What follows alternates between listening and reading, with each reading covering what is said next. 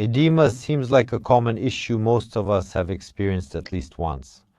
For example, the last time it happened to me was during a flight. And that's why many people treat it too lightly, as if it's just some temporary discomfort and not a signal that the body gives only when it has to. Really, what should we say when the compensation mechanisms run out and when we need to draw your attention to this problem? We can spend a long time explaining to ourselves that these are the consequences, for example, of not sleeping well last night, or eating salty fish before bed yesterday, or, for example, having a long flight. But if swelling appears regularly, if it changes the rhythm of your life, the rhythm of your day, if it becomes more noticeable in the evening, or, on the contrary, morning swelling appears, the skin in those areas where the swelling occurs starts to change and it stops returning to its original state. And when you press on it, some dents appear.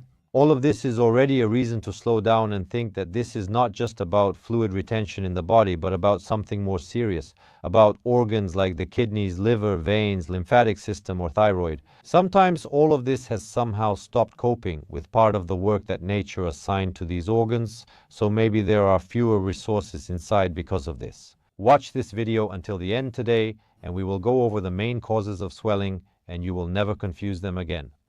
Swelling is always an imbalance between what enters the tissues and what leaves them. That's why it's so important to identify where this balance has been disrupted. Why does fluid suddenly get retained in a certain organ? Each organ has its own signature, character, and features regarding swelling. If we learn to distinguish them, kidney swelling won't resemble heart swelling. Heart swelling won't be mistaken for lymphatic swelling, and lymphatic swelling won't be confused with liver swelling. And people who write and say in fear, "Oh, I have kidney-like swelling," and at the same time mention, for example, that it gets worse when that's not the case. Since we've brought them up, let's talk about kidney swelling. First of all, when the kidneys begin to lose the ability to retain protein, the amount of protein in the bloodstream also decreases because it simply ends up in your urine. What happens? Do you remember physics? When the pressure inside the glomeruli is disrupted, including due to the law of osmosis, filtration decreases and the amount of protein in the blood becomes low. By the way, this can also happen when you're on some kind of protein-free or low-protein diets, or simply in cachexia. Fluid stops being retained inside the vessels. Remember the law of osmosis. Fluid goes where there is more dissolved substance. So when we have little protein, fluid stops being retained in the vessel.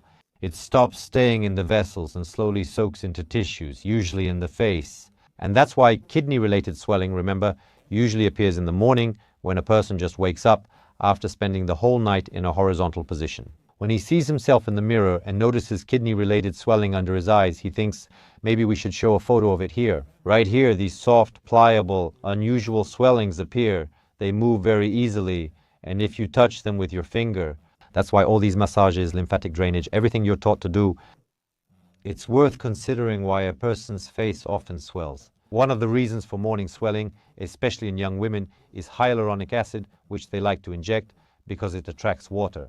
In the morning, these patients, especially with poor kidney health, have worse swelling. It lessens by midday as movement redistributes fluid, but returns each morning. That's why the kidneys lose protein, the blood vessels lose their support, and the fluid goes where it shouldn't be in such amounts. And girls, instead of taking care of their health, start refusing to drink water. They believe drinking less will reduce swelling, so they cut back and the swelling may disappear. Depriving yourself of fluids causes more problems, but it doesn't make your kidneys healthier. And if there's some pathological process behind this, for example, a simple protein deficiency, then you're just acting like an ostrich. You know, the expression, an ostrich hides its head in the sand. So, if a person notices that their face looks completely different in the morning, if their urine becomes foamy, which by the way is also an important sign, if you urinate and it looks like there's shampoo in there, if your blood pressure starts to fluctuate, of course, and if you develop strange, unexplained fatigue. It seems like you haven't really done much, but for some reason, your energy starts to leave you. This is a very common story. What does this have to do with the kidneys? And at this moment, your body gives you this kind of hint through changes in your appearance, saying, hey, go figure out what's going on. So, if you now remember what kidney-related swelling is, you'll never confuse it with heart-related swelling. This is the second type of swelling. Their main feature is that when the heart can't handle the load, this system reacts differently than the kidneys. Why does it mean it can't handle it? The contractions just become weaker and less effective. Blood pools in the legs first, so swelling starts there instead of the face, as with the kidneys moving upward from the bottom. Swelling starts in the legs and moves up, with the upper limbs, face, and lungs swelling last. Always remember, kidney issues cause facial swelling, heart problems cause lower body swelling. It usually begins with the ankles and lower leg. Just like your legs swell during flights, that's about how the legs swell in people with heart failure. And then gradually, the more severe the degree of insufficiency, the higher and higher it rises. And these swellings are also different. For example, if we compare them to kidney-related ones, first of all, they are very dense, the limbs and tissues are cold, and there is a feeling of numbness and heaviness in the legs. That is, if you don't feel kidney-related swelling, in this case, you will definitely feel it. If you press on this swelling, like on the shin, and then release, a deep dent stays. This means that the amount of fluid is very large. Of course, it all gradually returns back because you didn't squeeze the fluid out. It will come back since the heart stops coping with its main function. The pumping function and swelling of the lower limbs is exactly a sign that the pump is not working well. Why does it happen at the end of the day? Because according to the law of physics, according to the basic law of gravity, fluid tends to go down and the highest pressure is at the bottom. So by the end of the day, it becomes harder and harder to pump this fluid from the legs. The venous wall in the legs requires much more effort than in the arms, among other things. That's why, if you notice your leg swelling worsens during the day, it could be related to the heart, among other causes. A person may notice that, for example, it becomes harder to breathe in the evening, or that at night they wake up with the feeling, for example, that they don't have enough air. That the shoes they put on comfortably in the morning become tight by the evening. By evening, sock marks leave deep impressions. And it's like the whole body is filling up with water, and he notices that, for example, he drank 3 liters of water, but only half a liter came out. All of this is a characteristic sign of the heart, and it's quite hard to miss if you know where to look. Today we've discussed the appearance of the kidneys, the heart during swelling, and liver-related swelling as the third common cause. If the liver, for example, stops synthesizing enough albumin, albumin is a type of protein that keeps fluid inside the blood vessels. Again, the pathogenesis is different. In that case, the kidneys were the issue, but here, the liver can't make albumin, causing the body to lose water. By the same principle, this water starts accumulating not only in the subcutaneous tissue, but also in the abdominal cavity. And a condition called ascites appears. You become like a samovar, your belly is swollen, and there's a large amount of fluid there. This is one of the most striking and alarming signals. We encounter ascites, including, by the way, in oncology patients for various reasons, and a person's belly starts to grow, not because of obesity, but it actually starts to increase in size. If you do an ultrasound, you can see that there's a large amount of fluid there, and this doesn't happen gradually like with weight gain. The belly doesn't become soft and fatty, but rather dense and tight, just like a samovar. At the same time, the legs start to swell, the face can remain fairly normal, but you begin to lose your body's proportions, and this condition can't be treated with diuretics. After all, that's just a consequence. The root cause is something entirely different. This is about loss of function, not about retaining water, but about the loss of function of your main organ, the liver, and the body will never just retain fluid for no reason. There's always a reason why this happens. It's always due to something. And that's why if you notice that you have swelling and you don't understand the cause, the dumbest thing you can do is start regularly taking diuretics without figuring out what's wrong with your liver, just forcing fluid out of your body. And by the way, with this type of swelling, spider veins often appear as well. Also, everything that comes with liver failure can appear. Weakness, yellowing of the sclera, meaning yellow eyes, changes in stool and urine. Each of these symptoms is part of one big story of the pathogenesis of the vein. They all work in synergy. It's extremely rare for liver failure to cause only swelling and nothing else to suffer.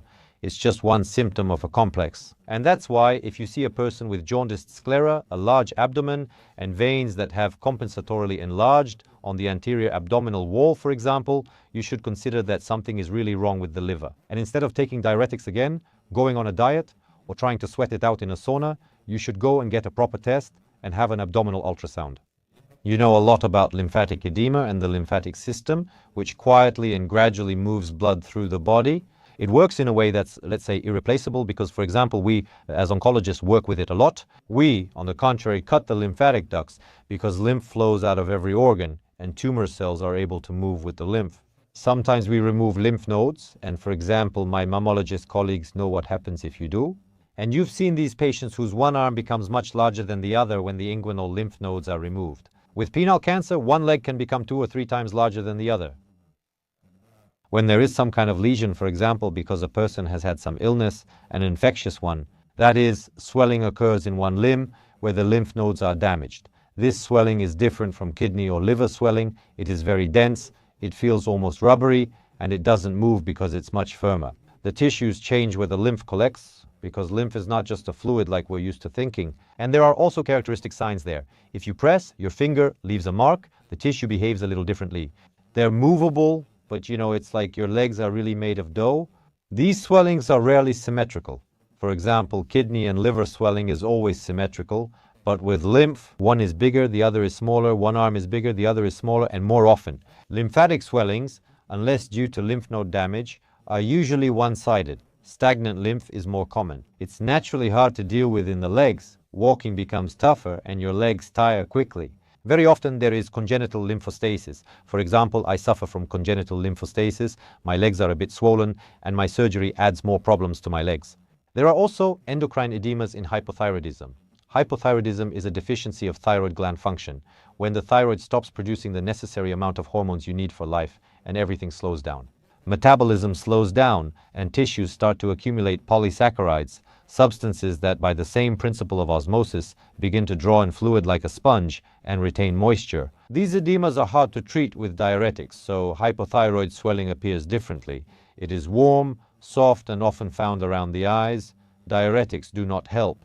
The issue isn't fluid retention. Your kidneys work fine. It's just physics, and you can't fight the laws of physics. The fluid-to-tissue vessel ratio and distribution stay constant because these proteins attract fluid. And that's why swelling is just a part of a bigger endocrine story, which shouldn't be addressed by trying to use diuretics or avoiding salt and water, but by getting tested. So, if a person has characteristic swelling here too, let's show a photo of a classic hypothyroid face. Because when I went to the institute, I often saw people like that in endocrinology, and I also saw many of these diagnoses on the subway. I still see them now too. Venous edema is swelling that occurs when veins stop functioning properly and fail to transport blood effectively. For example, it's hard to evacuate it from the lower limbs because weak valves, stretched walls, excess weight, and swelling develop. For example, it starts at the ankle and everything else follows. These swellings are quite exhausting and tend to worsen by evening. The legs also feel heavy and weak. And you can at least understand them because very often you can see veins on the skin, and as a root cause you can realize that the reason is that you actually have a problem with varicose veins. And also your dad or mom, because this is often inherited. What algorithm should probably be followed? So, besides the reasons that I think you remember now, or if you don't, make sure to save this video for yourself. If you notice, you can always come back and watch it again. And when you have some swelling, the first thing you need to do is get rid of the desire to just get rid of the water. And the first thing you need to do is understand why it appeared. Because the body doesn't do anything for no reason. Nothing happens just like that. And you need to consistently diagnose the cause of the swelling. If it's something that appears gradually, then there's some kind of systemic problem. Anything that appears suddenly should also alert you. For example, if you took a long transatlantic flight and one of your legs became swollen, that could be venous swelling because you have a blood clot in your leg. Understanding the types of swelling is important. First, identify when swelling is worse during the day. If it's in the morning, the body almost always points to the kidneys or the thyroid. If it's in the evening and your legs feel heavier by the end of the day while you've been walking around or standing for a long time. For example, if you work as a salesperson and you have to stand a lot. If fluid tends to accumulate in your legs, it could be your veins or the lymphatic system. And that's why your logic should first be based on the conditions under which the swelling appears. Remember the causes we've discussed. The second thing you need to do is determine the area on your body where you see the fluid accumulating. Because if you have fluid accumulation in your legs, you might think about veins. You might consider that you have, for example, impaired outflow due to valve dysfunction, meaning the valves in your veins aren't working properly. And that's why you need to understand if it's, for example, ascites, then maybe it's the liver after all. If it's your face, the thyroid tends to change your face. Once again, people with hypothyroidism often have a very characteristic face and asymmetry. That's what always leads us, for example, to think it's a lymphatic problem if you have one leg different from the other or one arm different from the other. But if it's a chronic form and if it appeared suddenly, then you need to think about the vein and about acute thrombosis. The third thing you need to do is to run a basic set of tests that will help determine the direction of your investigation. This includes a blood count, urinalysis, kidney function tests, creatinine, urea, alanine aminotransferase, aspartate aminotransferase, liver enzymes, and bilirubin levels. You need to check the thyroid stimulating hormone-free T3, and T4 definitely check ferritin, markers of hypoxia. I would check iron levels for sure, and also check protein and albumin levels. And of course, what else should be done if this is a sudden one-sided swelling? Possibly a Doppler ultrasound, a Doppler study. Because sometimes an ultrasound of the legs will help you make a diagnosis, and a heart ultrasound can also sometimes help you understand what's going on with your heart, whether you have heart failure. That's why these tests can help you make an accurate diagnosis up to 90–95% and see inside your body before starting treatment. Remember, if you just try to get rid of water from your body, it will end badly.